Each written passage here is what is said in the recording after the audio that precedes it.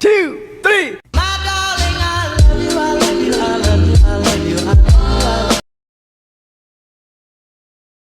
Assalamualaikum warahmatullahi wabarakatuh.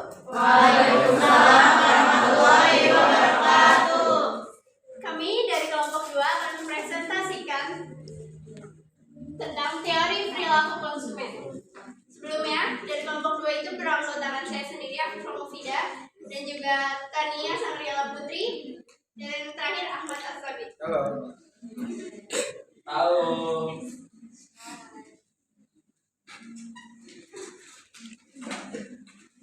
Di sini ada pengertian perilaku konsumen. Perilaku konsumen adalah proses yang dilalui oleh seseorang atau organisasi dalam mencari, membeli, menggunakan, mengevaluasi, dan membuang produk atau jasa setelah dikonsumsi.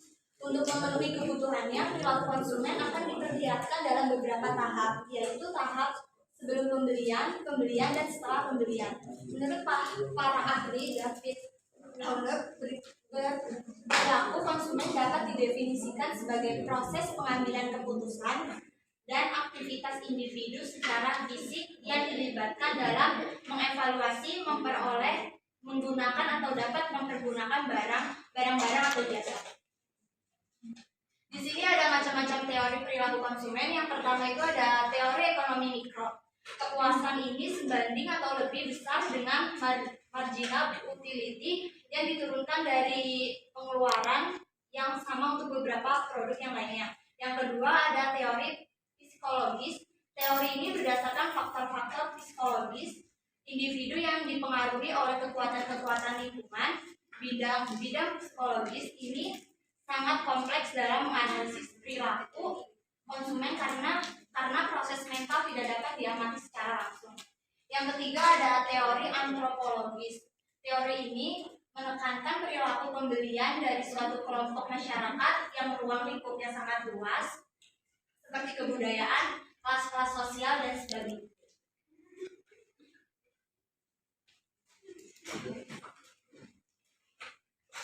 Oke, di sini ada dua macam pendekatan. Yang pertama adalah pendekatan marginal utility. Yaitu pendekatan marginal didasarkan pada asumsi bahwa tingkat kepuasan yang diperoleh konsumen dari mengonsumsi barang dapat diukur dengan satuan tertentu seperti rupiah, jumlah unit atau buah dan lain-lainnya. Nah, di dalam marginal utility ini ada yang namanya nilai guna total dan nilai guna marginal. Nilai guna berarti nilai jumlah dari seluruh kepuasan yang diperoleh dari mengonsumsi sejumlah banyak barang tertentu. Nah, nilai guna marginal adalah pertambahan atau pengurangan kepuasan sebagai akibat dari pertambahan atau pengurangan satu unit barang tertentu. Nah, nilai guna total maksimum, setiap konsumen akan berusaha memperoleh kepuasan maksimum. Contoh, nilai guna marginal dibagi harga 5/50 sama dengan 1/10, dan nilai guna marginal per rupiah dari tambahan pakaian adalah nilai guna marginal dibagi harga 50/500 sama dengan 1/10. Yang kedua ada teori nilai guna dan teori permintaan. Dengan menggunakan teori nilai guna dapat diterangkan dengan kurva permintaan. Nah, ada dua faktor penyebab permintaan berubah. Yang pertama, efek pergantian atau barang substitusi. Yang kedua ada efek pendapatan dari masyarakat itu sendiri. Terus perubahan harga suatu barang merubah nilai guna marginal per rupiah dari barang yang mengalami perubahan harga tersebut. Yang ketiga ada yang namanya surplus konsumen, ialah perubahan di antara kepuasan yang diperoleh seorang di dalam mengonsumsi sejumlah barang dengan pembayaran yang harus dibuat untuk memperoleh barang tersebut. Kepuasan yang diperoleh selalu lebih besar dari pembayaran yang dibuat. Ada asumsi pendekatan marginal utility. Yang pertama, utility dapat diukur dengan uang. Kedua, hukum dosen tetap berlaku. Law of diminishing marginal utility. Yang ketiga, konsumen selalu berusaha mencapai kepuasan total maksimal. Nah, di sini ada contohnya dari contoh tabel sama contoh TUFU. Saya jelasin sedikit. Nah, utility ini kan nama lainnya dari kepuasan yang menggambarkan kepuasan dari konsumen itu sendiri. Kayak kita beli seblak misalnya yang cewek ya, kepuasan segala macam. Nah itu kita kan biasanya kalau kita beli seblak itu pasti kita rating, ya nggak sih? Rating kan. Ya. Oh ini seblak ini 5/10, jahenya kebanyakan. Jangan kan karena rating kita jelek. Ya nggak? Nah, apanya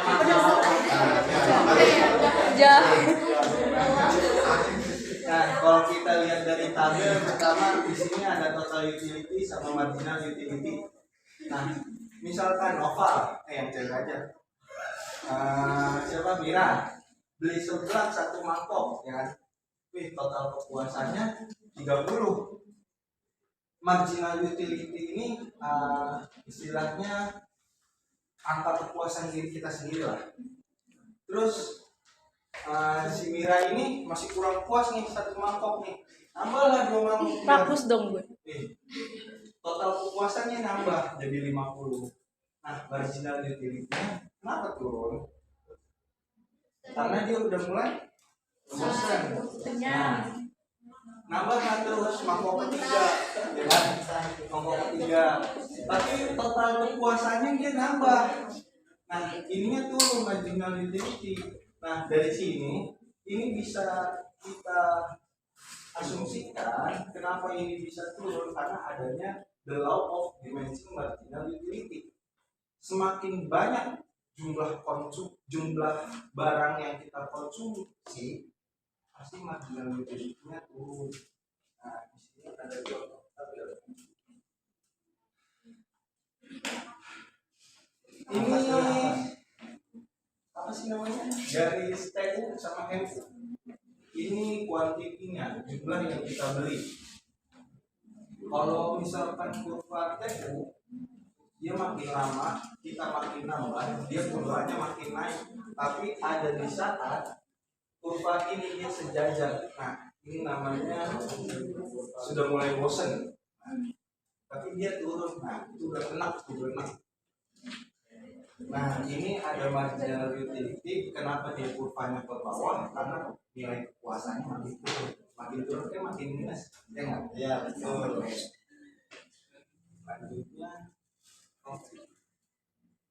Selanjutnya ada pendekatan ordinal atau pendekatan indifference curve.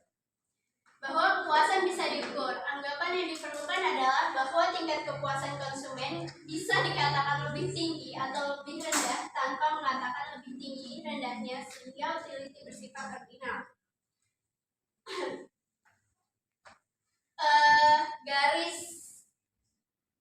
Garis kurva itu bisa berubah akibat perubahan harga dan perubahan pendapatan. Akibat perubahan harga ialah perubahan ke atas garis anggaran pengeluaran yang disebabkan oleh perubahan harga. Apabila harga berubah secara proporsional, maka menyebabkan perubahan yang sejajar, yaitu garis anggaran pengeluaran yang baru adalah garis baru yang sejajar dengan yang lama.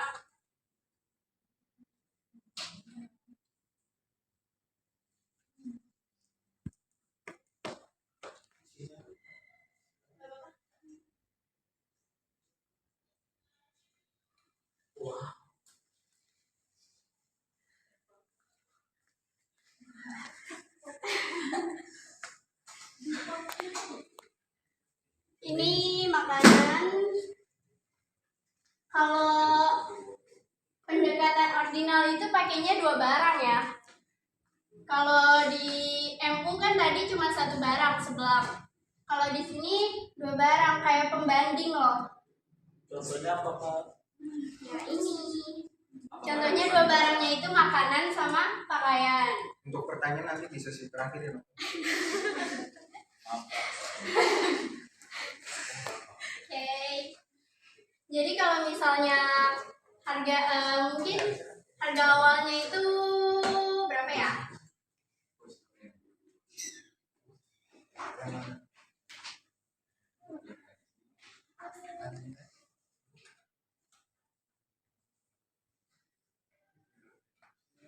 Kok harga sih? Iya dong.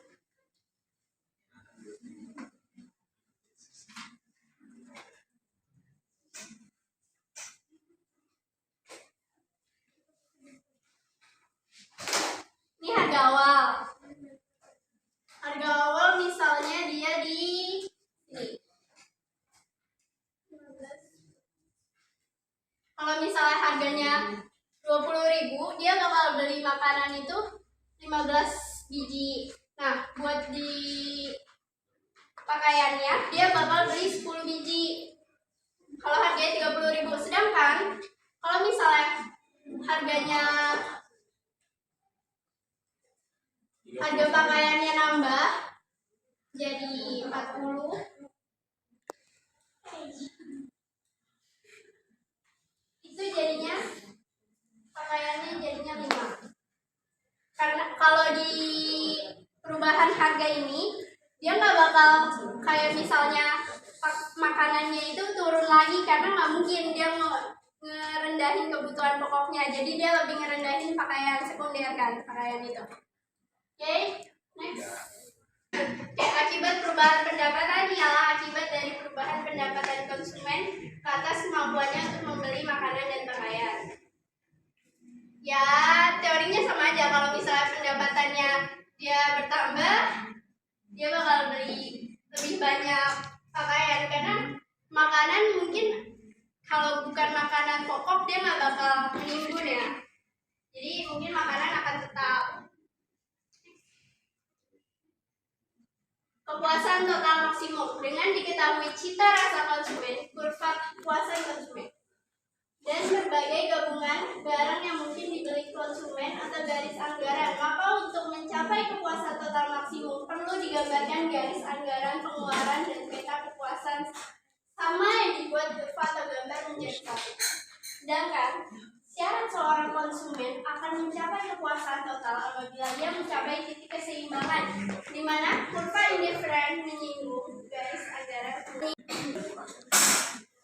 Nah, kalau ini garis-garis ini namanya itu garis anggaran. Jadi kayak dia mau belinya berapa, ini juga belinya berapa ya kan? Itu namanya garis anggaran. Nah, titik E itu kan ditentukan dari penawaran sama permintaan. Nah, jadi tuh kalau misalnya dia mau mencapai kepuasan total maksimum itu ada dari dua sisi, dari si pelanggan sama dari si produsen. Nah, itu kan sama aja kita equilibrium dari permintaan penawaran. Tapi kalau di sini kalau pakai IC, indifference kurva, itu dia yang menyinggung. Menyinggung itu kayak apa menyinggung? Ada di matematika. Berikut nih garis 1, 2, 3 ini disebut garis anggaran. Jadi kayak kalau misalnya mau beli 20 sampai 20 makanan, pakaiannya 13 gitu ya. Nah, titik equilibrium itu dicapai karena kan dari permintaan dan penawaran. Nah, equilibrium itu didapat dari sisi pelanggan sama dari sisi produsen. Jadi sama aja tuh kalau misalnya mau cari equilibriumnya. Nah, total kepuasan maksimum itu apabila garis anggaran menyinggung titik equilibrium. Ini titiknya. Total maksimumnya sebenarnya ada di sini bisa, tapi itu nggak mungkin karena si pelanggan nggak mungkin dia punya pendapatan yang lebih, sedangkan kemauan si produsen bakal lebih maunya barangnya itu dijual lebih banyak, kan? Tapi pendapatan itu tidak memungkinkan. Jadi seorang konsumen akan mencapai kepuasan yang maksimum total apabila ia mencapai titik di mana garis anggaran pengeluaran menyinggung kurva kepuasan sama. Konsumen mempunyai pola preferensi akan barang-barang konsumsi, misalnya X dan Y dalam bentuk indifference map atau kumpulan indifference. Konsumen mempunyai sejumlah uang tertentu dan konsumen selalu berusaha untuk mencapai kepuasan maksimum. Ini siapa? Nah, dari pojok dulu ya, Aulia. Apa yang menjadi kelemahan marginal utility? Oke. Terus siapa lagi? Alia. Oh, Alia.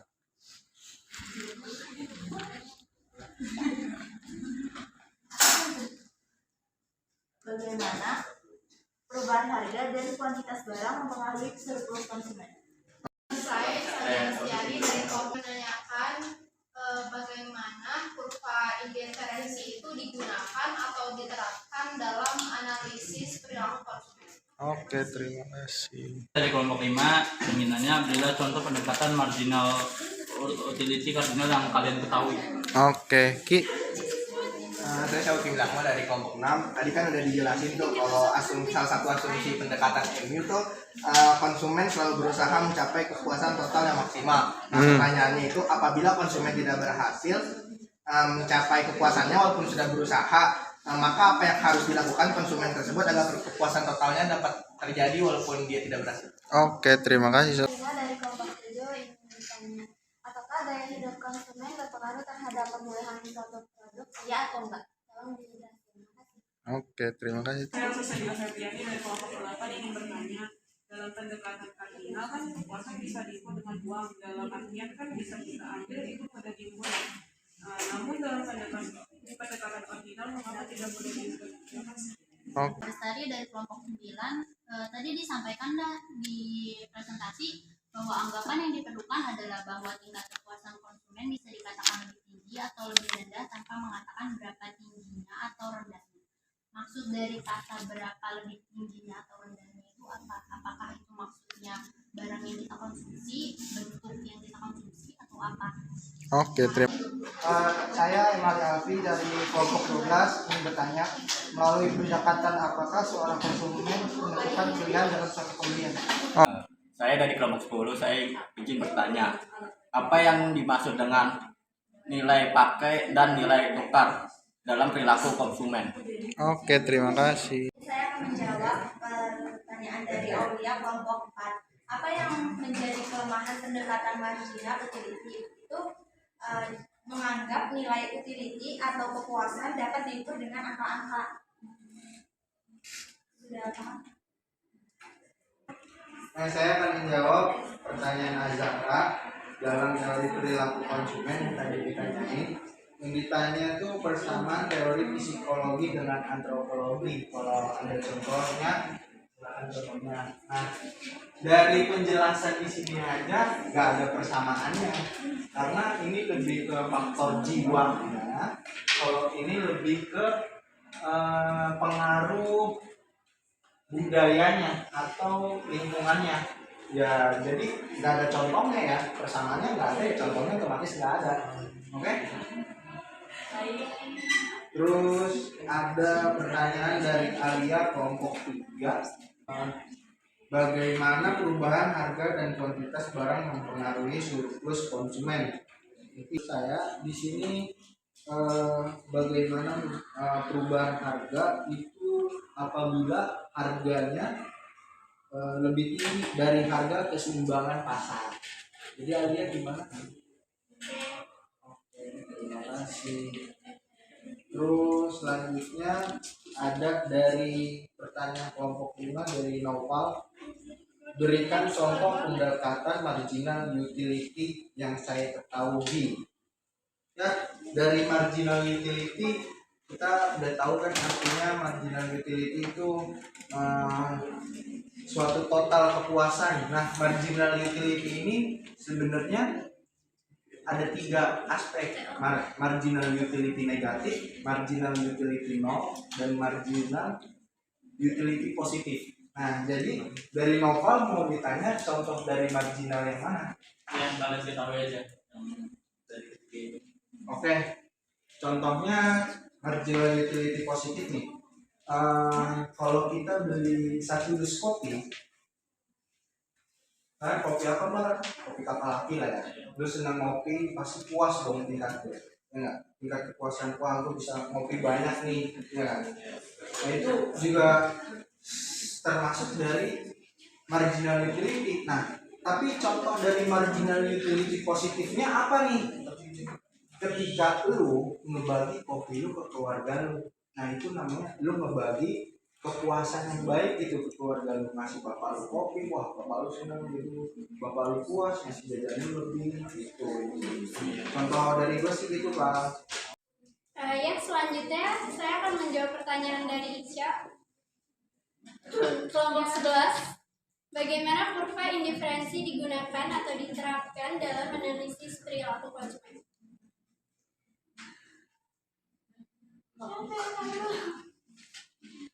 Tadi kurvanya kebetulan saya kan tadi nggak menyertakan kurva indiferensi, tapi di indiferensi di kurva itu saya menjelaskan total maksimumnya. Nah, ini salah satu kurvanya. Jadi kalau misalnya harga seperti yang sudah saya jelaskan tadi, kalau misalnya harganya naik dari dari makanan ataupun pakaian, akan berubah juga total pembeliannya. Dan juga kalau pendapatannya berubah, dia juga bakal merubah pembeliannya. Kalau pendapatannya sedikit, dia bakal ngurangin pembelian pakaian. Nah, dari pengurangan itu, dari pendapatan yang berkurang, sekarang itu kan banyak bisa diakses ya, pendapatan yang berkurang atau gaji yang menurun, itu kan udah bisa diakses dari Google. Jadi mungkin penjual itu bisa menganalisis, oh pendapatan masyarakat lagi berkurang nih, jadi perilaku konsumen itu bakal teridentifikasi walaupun tidak pasti 100% benar. Jadi kalau misalnya pendapatannya menurun, mungkin penjual akan menurunkan jumlah penjualannya. Nah, itu perilaku konsumennya bisa diidentifikasi lewat seperti itu, pendapatan ataupun kenaikan harga. Apakah sudah jelas? Ya, sudah. Terima kasih. Oke, selanjutnya pertanyaan dari Melina. Apakah gaya hidup konsumen berpengaruh terhadap pemilihan suatu produk? Ya atau tidak? Jelaskan. Pemilihan gaya hidup jelas mempengaruhi. Kalau misalnya gaya hidup dia lagi pengennya hura-hura, mungkin dia bakal milih produknya yang lebih berkelas tuh. Atau mungkin kalau gaya hidupnya lagi turun, pendapatannya juga turun, dia bakal pilih yang lebih rendah. Itu sih menurut saya. Ya, ini juga bisa dipengaruhi oleh teori-teori ya, jawaban dari Melina.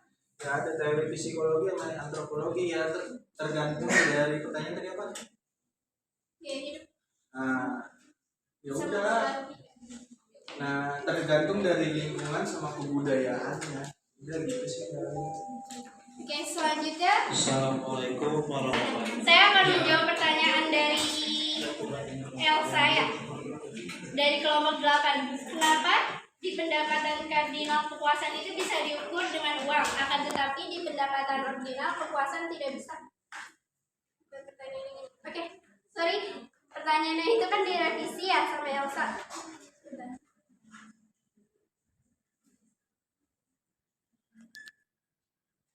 Dalam pendekatan kardinal, kepuasan bisa diukur dengan uang, berarti dalam arti mudah diukur. Namun dalam pendekatan ordinal, mengapa tidak mudah diukur? Di sini kan saya tidak menjelaskan ya, statement ordinal itu tidak bisa diukur. Dan di buku juga setahu saya, kata-katanya itu seperti analisis kurva kepuasan sama ya, yaitu suatu perkara yang tidak mudah diukur. Analisis kurva kepuasan bukan berarti kurva ordinalnya, tapi analisis kurva secara umum. Analisis kurva itu tidak bisa mudah diukur, itu karena berbagai aspek. Kayak misalnya gaya konsumsinya tadi, gaya hidup, atau kayak harganya juga bisa kan berubah-ubah, analisis kurvanya juga pasti bakal berubah sih. Oke, pertanyaan dari Mega. Anggapan yang diperlukan adalah bahwa bisa dikatakan lebih tinggi atau rendah tanpa mengatakan berapa lebih tingginya kata berapa lebih tinggi atau rendahnya. Itu apa? Oke, seperti yang di sini ya. Ini kan saya menyertakan anggapan yang diperlukan adalah bahwa tingkat kepuasan konsumen bisa dikatakan lebih tinggi atau lebih rendah tanpa mengatakan lebih tinggi rendahnya itu berapa. Maksudnya itu kita lebih ke analisisnya atau garis anggarannya itu turun atau naik. Kalau misalnya turun,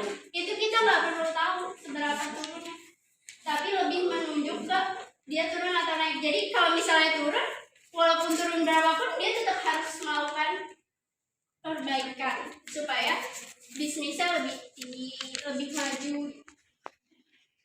Ya. Oke, di sini saya akan menjawab pertanyaan dari Ibnu kelompok 10. Apa yang dimaksud dengan nilai pakai dan nilai tukar dalam perilaku konsumen? Nilai tukar subjektif adalah nilai yang diberikan oleh seseorang terhadap suatu barang karena barang tersebut dapat ditukarkan dengan barang lain. Kalau nilai pakai subjektif yaitu kemampuan dari suatu barang untuk dapat memenuhi kebutuhan manusia pada umumnya. Sudah puas? Nah, terus saya akan menjawab pertanyaan dari Ali Alfi.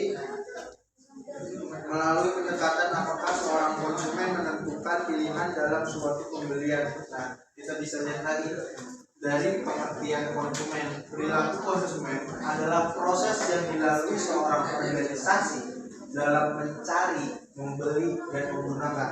Nah, dari tahap mencari ini dia menentukan pilihannya yang dia mau, gitu loh, atau sesuai kebutuhan dia. Ketika dia sudah menemukan pilihannya, baru dia ya udah, itu namanya menentukan pilihan dalam suatu pembelian. Segitu sih Ya. Oke, gue mau jawab pertanyaan lu tadi kan, apabila konsumen sudah berusaha tapi tidak berhasil mencapai kepuasan total yang maksimal, maka apa yang harus dilakukan konsumen tersebut agar kepuasan total yang maksimal? Ini gimana ya? Ini kan dari sisi konsumennya berarti kan, bukan salahnya produsen dong. Berarti lu sendiri nih yang harus nyari tahu produk apa yang bisa memuaskan lu. Ngerti nggak? Ini dari sisi mood lu ya. Jadi kayak lu nggak mau, ya kamu kan nggak suka makan ketoprak gitu, lu nggak puas gitu makan ketoprak kan? Cari apa sih caranya gimana? Ya pindah ke alternatif lain, lu pilih makanan lain gitu. Yang tergantung mood lu itu kan terjadi. Soalnya pertanyaan ini lu dari sisi diri lu sendiri, bukan dari produsennya gitu. Kalau kamu nanya dari sisi produsennya, saya belum cari. Sekian sih, ngerti nggak Ki? Wah, menjelaskan tentang pengertian perilaku konsumen. Saya Ahmad Asagit Raja. Saya Afi Pramufida. Saya Tania Samrila Putri. Mengucapkan terima kasih telah diperhatikan. Assalamualaikum warahmatullahi wabarakatuh.